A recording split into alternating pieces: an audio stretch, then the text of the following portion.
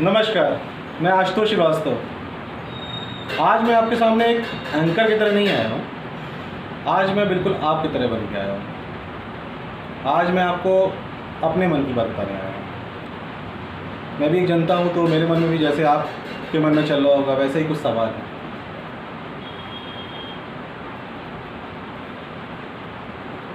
आज मेरे बच्चों का रिज़ल्ट आया है।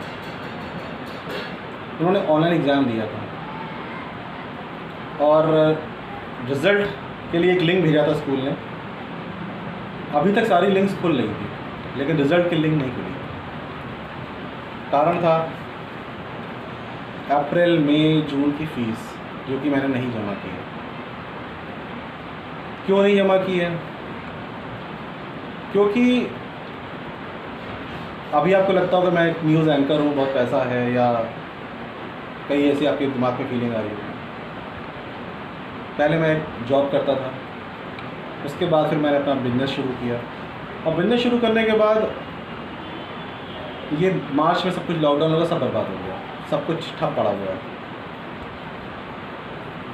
मेरे पास भी कार है जिसका लोन चुकाना पड़ता है, वो भी मैंने अभी मोरेटोरियम का यूज़ करके रुकवा दिया है, जो कि बड़ी मुश्किल से लगा 2 महीने की मेहनत करने के बाद। और एक अपनी छत है, मतलब घर है हमारे पास, कार भी है, जिसका कार के अलावा बाइक्स भी हैं। उसके बावजूद मैं अपनी बच्चों की फ़ीस नहीं जमा कर पा रहा हूँ, बिजली का बिल नहीं जमा कर पा रहा हूँ, क्योंकि अर्निंग शुरू ही नहीं हो रही है। तो इन सब को सोचते हुए मैंने सोचा कि आपको सामने इस मुद्दे को लेके आऊँ कि इसमें आपकी राय क्या है, आप क्या सोचते हो उसके बारे में।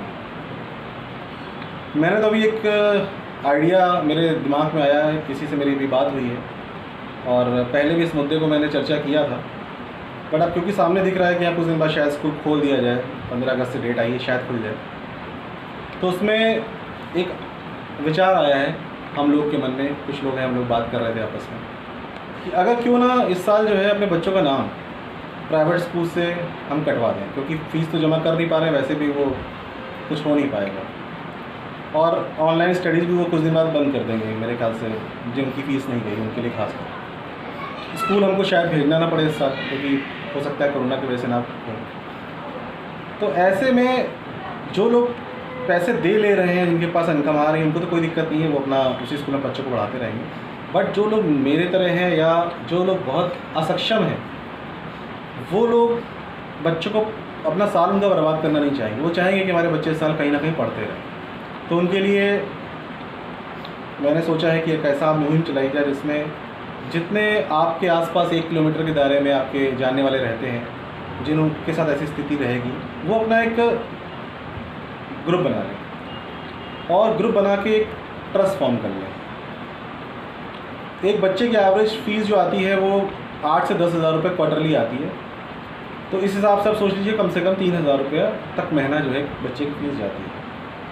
हम साल भर में करीबन 40 हज़ार रुपये केवल फ़ीस, और कम से कम 20 हज़ार रुपये गाड़ी वैन के लिए पर खर्च कर देते हैं। अब आप सोचिए कि अगर 1 किलोमीटर के अंदर के दायरे में अगर ऐसी फैमिली ग्रुप्स बना ले अपना, और वो आसपास के जो सबसे करीबी सरकारी स्कूल में जाके अपने बच्चों को केवल नाम लिखवा लें। हो सकता है उनको भी वहाँ भेजना तो पड़ेगा नहीं, क्योंकि कोरोना है, तो वैसे ही प्राइवेट में है, वैसे ही गवर्नमेंट में भी रहेगा। बट भेजना भी पड़ा तो ज़रूरी नहीं है कि हम उसको भेजें जब तक इंफ्रास्ट्रक्चर ना अच्छा हो जाए, लेकिन हम एक नाम लिखा के उनका साल बर्बाद होने से बचा सकते हैं। अब आप ये सोचिए कि वो पढ़ेंगे कैसे, नाम लिखवा के क्या फ़ायदा।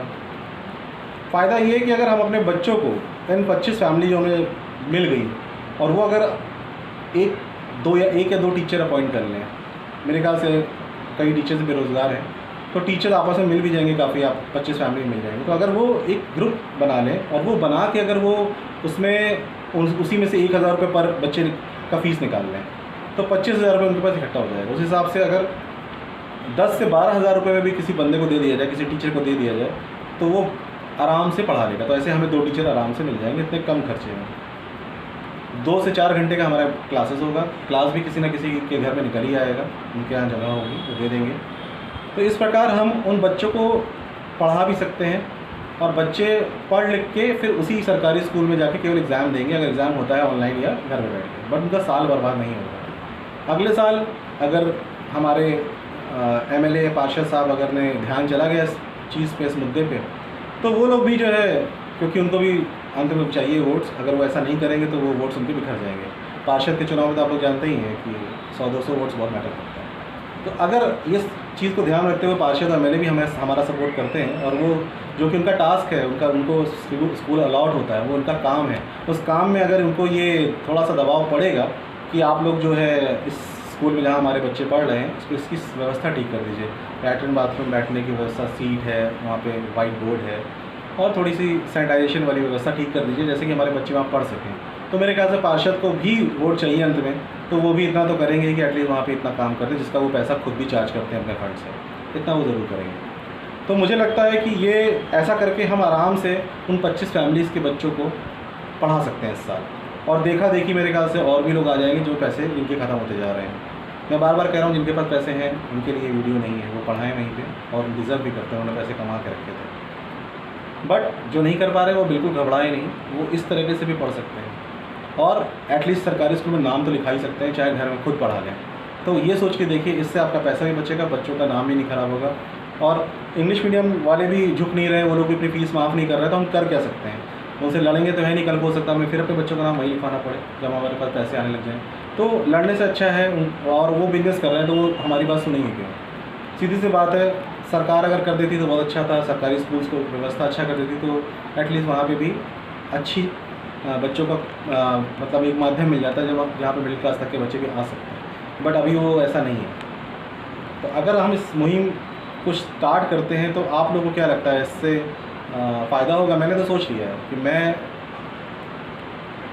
ट्रांसफ़र सर्टिफिकेट लेने जा रहा हूँ अपने बच्चों का स्कूल से, और वहाँ से ला के पहले मैं पता कर लूँगा सरकारी स्कूल में क्या है, और मैं यहाँ पे शुरू करूँगा। इसमें एक आइडिया और आया था कि हो सकता है पार्षद साहब ही उस स्कूल का निराकरण कर दें। अगर नहीं करते हैं तो पब्लिक भी, हमारे जो पेरेंट्स रहेंगे वो लोग भी, और इसमें कुछ सक्षम भी रहेंगे, वो लोग भी अगर आते हैं तो पूरी उम्मीद है कि वो अपना पैसा लगा के वहाँ पे कम से कम पानी पीने की सुविधा और ये सब चीज़ें बना सकते हैं जो हमने भी गिनाई थी। तो मुझे लगता है कि इससे पक्का है कि ये लोगों को ये पसंद आएगी हमारी ये मुहिम। और भी इसमें कई चीज़ें, कई प्लानिंग है, कैसे कैसे क्या क्या हो सकता है, क्योंकि अब इसमें हमारा कोई प्रेशर नहीं रहेगा बच्चों को स्कूल जाने का। तो एक्सीडेंट्स की मात्रा आप जानते हैं कितना होता है, और भी कई कांड होते रहते हैं, वो चीज़ों से हम सेफ़ हो जाएंगे। कोरोना तो चलेगा ही अभी, कोरोना से हम सेफ़ हो रहे हैं सैनिटाइजेशन से। तो इतने चीज़ों को देखते हुए मेरे ख्याल से अच्छे घर के आदमी चाहेगा कि मेरा बच्चा सेफ़ जगह पे जाए। और हिंदी मीडियम में पढ़ाई अच्छी हो सकती है, टीचर्स भी बहुत अच्छे हैं, अगर वो पढ़ाएंगे ठीक से तो बेस इतना अच्छा हो जाएगा बच्चों का कि फिर वो आराम से जा सकते हैं कल को अच्छे स्कूलों में भी। तो मेरा यही सोचना है कि ये साल बर्बाद करने से अच्छा है आप उन बच्चों का नाम लिखवा सकते हैं हमारे सरकार के द्वारा प्रोवाइड्स किए स्कूल में। तो सरकार भी इससे कोई आपत्ति नहीं कर सकती, उनको भी खुशी होगी हमारे अच्छा स्टाफ आ रहा है। अच्छा स्टाफ आएगा तो सुधार भी आएगा। हम व्हाट्सएप पे और सोशल मीडिया पे तो बहुत बोलते हैं, दूसरे घर से भगत सिंह सब चाहते हैं, अपने घर के बच्चे चाहते हैं कि ऐसी जगह जाए। अगर हम खुद यही सोचते हैं तो दूसरों से कैसे कर सकते हैं? तो मुझे लगता है कि ऐसा अगर मुहिम चलती है तो ऐसे परिवार भी जुड़ेंगे जो कभी नहीं सोच सकते इसके बारे में, और फिर सरकार का ध्यान भी जाएगा, और फिर सरकारी स्कूल भी अच्छे हो जाएंगे। शिक्षा अच्छी होगी तो हमारा देश आगे बढ़ेगा। और अभी ये हमारी ज़रूरत बन गया, शायद ऐसा कभी हमको करने का मौका नहीं मिलता इस तरह की मुहिम चलाने का, बट अभी तो ज़रूरत है हमारी। या तो बच्चों को घर बैठा लो, या कुछ घर का सामान बेच के फ़ीस दे दो, या आप जानते हो कि बुरा क्या कर सकता है आदमी इस तरह की हालत में। तो आज मैं बिल्कुल सामान्य तरीके से आपके सामने आया हूँ, बिल्कुल वही मेरा लुक भी है, जैसा था वैसे बैठ गया, बस मन में आया तो सोचा कि आपके सामने ये वीडियो एक बना दूँ। और मैं इस मुहिम को स्टार्ट करना जा रहा हूँ कई लोगों के साथ मिलकर, और मैं चाहूँगा कि पहले मैं अपने मोहल्ले में उन लोगों को इकट्ठा करूँ जो ऐसे हैं जो फ़ीस नहीं जमा कर पा रहे हैं, उनका एक व्हाट्सएप ग्रुप बना लूँगा, और उसके बाद अगर उनमें से ये सारी राय उनको समझ में आ जाती है तो हम लोग अपना बिल्कुल वही करेंगे जो मैंने इस वीडियो में बताया है, वैसा स्टार्ट करेंगे। और मेरा किसी भी प्राइवेट स्कूल को विरोध भी नहीं है ना सरकार को है, क्योंकि सरकार की बहुत प्रायोरिटीज़ है, उसमें से शायद पढ़ाई नहीं है, इसी वजह से वो सुधार नहीं हो पा रहा है। और इसी प्रकार हॉस्पिटल का भी सुधार तभी हो रहा है जब आप ज़रूरत पड़ रही है, पहले से ही हो जाता तो ज़्यादा अच्छा होता। हमारे कुछ शहरों में तो बहुत अच्छा है, बट अभी भी बहुत सी जगह बहुत असुविधाएँ हैं। बट अब शायद उसके ऊपर भी काम होगा, और पढ़ाई के ऊपर भी काम होगा, शिक्षा के ऊपर भी काम होगा, विद्यालय के ऊपर भी काम होगा, क्योंकि जब हम ऐसे मुहिम चलाएँगे, ऐसे बच्चे वहाँ पहुँचेंगे तो प्रेशर तो आएगा। तो मुझे लगता है कि इसी बात से मैं अपने वीडियो को यहाँ पे रोकता हूँ, और आगे आपसे इस विषय पे अलग से ज़रूर आता रहूँगा। टीवी एंकर की तरह तो बिल्कुल न्यूज़ पेश करना मेरा काम है, बट मैं एक आम जनता भी हूँ और मेरे भी मन में ये सब बात आती है। प्रॉब्लम मेरे साथ भी हो रही है और मेरे जैसे कम से कम करोड़ों लोगों के साथ हो रही है, क्योंकि आज भी पैसा सबके पास नहीं है, पैसा कुछ चंद लोगों के पास नहीं है। तो चलिए फिर मिलते हैं आगे, किसी विषय पे मिलते रहेंगे। नमस्कार।